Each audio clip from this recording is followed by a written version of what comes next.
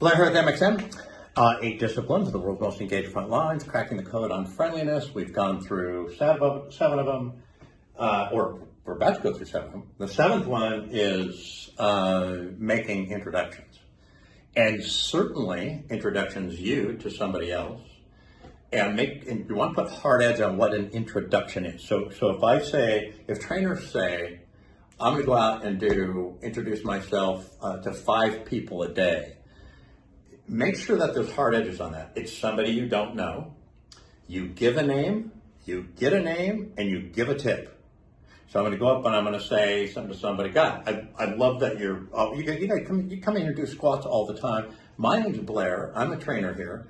And reach out your hand.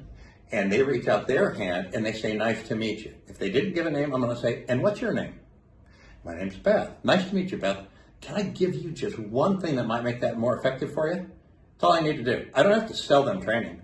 They do that a few times and do that with enough people on the floor. Now, there's also other introductions to make. Beth, do you know Marty over here? Marty works at, Chelan County PD as well, and it's just making connections. You're trying to connect the dots. You're trying to get people, connect dots with people.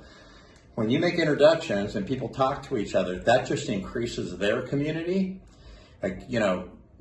Us remembering names, there's a lot of names to remember. And depending on how busy your club is and what shift you work, you may not ever remember all the names, but you need to try. And I think the Heath brothers said, you generally in an environment like that are going to remember 70 to 80 names because that's about the size of a tribe and that's about what we're wired to remember. So you want they can increase their connections in the gym though if you're introducing them to other members and you're introducing them to other staff members, especially when people first come in. If you have a joining process, it gives you the opportunity to introduce them to some key staff members. By all means, you should do that.